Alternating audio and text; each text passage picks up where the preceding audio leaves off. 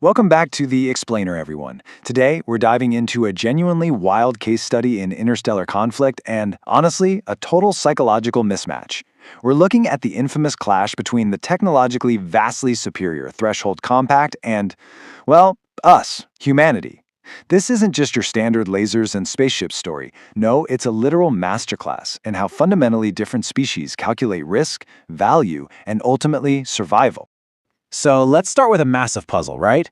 Picture this. On one side, you've got humanity, a species that had been knocking around in space for, 80 standard years? No hive mind coordination, no bioweapons, absolutely no telepathic battle linking. And on the flip side, the Threshold Compact, a massive empire backed by 6 centuries of hardened, tested military doctrine.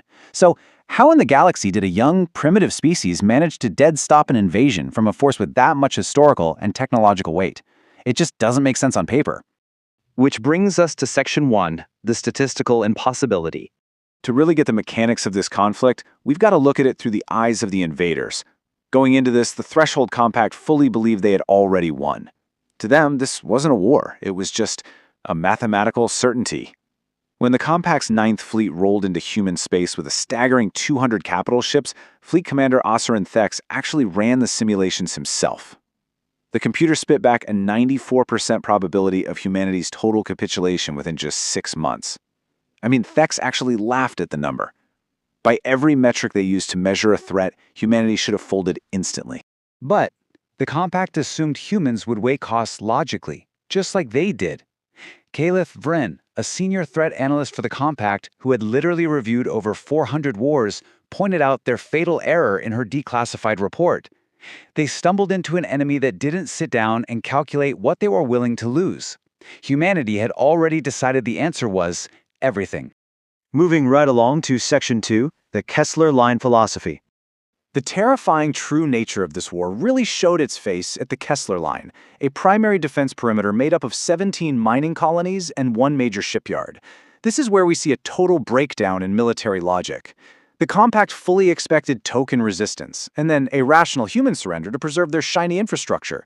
That's what any logical species would do under their doctrine, but they fundamentally misunderstood our mindset.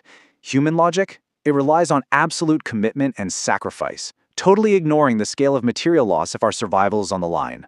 To get why the Compact was so profoundly confused, we have to talk about a concept they called unrecoverable investment. Basically, in their 600-year history, destroying your own irreplaceable infrastructure to deny it to the enemy was the ultimate taboo.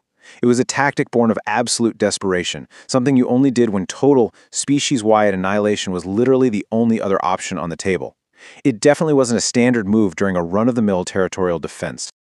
So the sheer shock the Compact experienced hit early on, like week 3 of the campaign. The humans evacuated 3,000 personnel from Kessler Station, their primary shipyard, in a matter of hours. And then they willingly blew it up, vaporized 40 years of their own infrastructure just like that. The resulting debris field shredded 2 Compact cruisers and crippled a third. Commander Thex was so baffled he demanded a full analysis. Humans weren't facing immediate extinction yet, but they chose to completely burn their own territory rather than let the enemy use it. It blew his mind. Let's look at Section 3, the Cold Harbor Trap. Now, this bizarre scorched earth behavior escalated from just reactive defense to premeditated devastation at a place called Cold Harbor. It was a seemingly harmless agricultural colony with 110,000 people. Planetary shields were offline. Scanners showed minimal military presence. It looked like the easiest target ever. But instead, the moment enough compact tonnage entered orbital range to trip the mass sensors, the entire colony's reactor network deliberately overloaded. It was a massive trap. The Aztecs lost 60 capital ships in 11 minutes. And the humans? They just lost a colony they'd already decided they didn't need anymore. And here is where it gets crazy. When analyst Vren reviewed the tactical logs, she realized the scale of what they were dealing with. The humans had safely evacuated all 110,000 people through a hidden jump corridor. But the most chilling detail?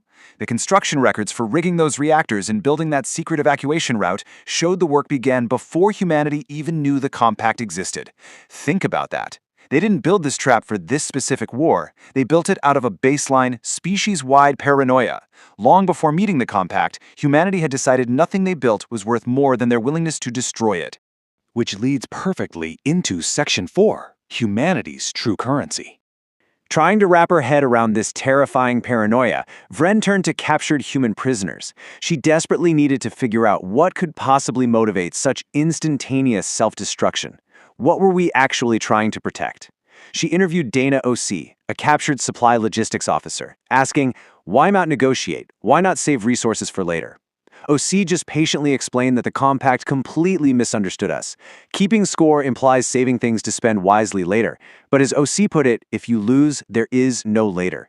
Humanity doesn't survive hard things by rationing its commitment. We go all in, immediately. And this wasn't just some rigid military rule, It was a cultural absolute. Vren heard the exact same mindset across dozens of interviews. The wildest confirmation actually came from a 12-year-old human evacuee. This kid had watched her colony ship purposefully dump half its cargo, including completely irreplaceable medical supplies, just to shed weight and outrun a compact patrol. When asked if she was afraid of losing those vital supplies, the little girl simply shrugged and said, "We'll make more medicine. We can't make more time." So, 8 months into the war, Caliph Vren stands before the 9 members of the Compact War Council and drops a hard truth on them. The council kept asking what the humans were willing to sacrifice. Vren told them they were asking the wrong question entirely. The real question was, what did humans think was worth keeping? The answer? Almost nothing material. Not ships, not colonies, not shipyards. Humanity only values each other and the time and safety of future unborn generations. Everything else is just raw material, waiting to be burned to protect that future. Section 5, the final piece. Faced with this stunning psychological revelation, the whole invasion shifted. The Compact's defeat happened fast, and honestly, it was inevitable. The war ended 14 months after it began, but not with some epic, decisive space battle. It ended with a realization. The Compact started by expecting rational surrender based on material loss. Then they slammed headfirst into humanity's total comfort with unrecoverable investments. Because we were entirely prepared to gladly burn every single thing we had ever built rather than be subjugated, the Compact just ran out of assets they could justify spending against us. The math finally broke and they were forced to the negotiating table. At the treaty signing, Commander Thex sat across from a human delegation. And guess who was there? Dana O.C., the logistics officer Vren had interviewed, now released and promoted twice. Thax told her humanity could have negotiated early on and saved so much stuff. But O.C. perfectly summed it all up. She told him, hey, we did the math too, and the math showed that whoever's still standing at the end is whoever decided first that later wasn't a thing they were willing to gamble on. The Compact gambled on later. We didn't. Ultimately, the Threshold Compact learned the hardest lesson in the galaxy. You simply cannot win a war against a species that views total material sacrifice as the baseline requirement for survival. When we look at this conflict, it really makes you think about our own lives, doesn't it? How often do we try to ration our commitment when we're facing our biggest challenges? What could we overcome if we stopped keeping score and just committed entirely? Thanks for exploring this amazing case study with me today. I'll leave you to ponder that one.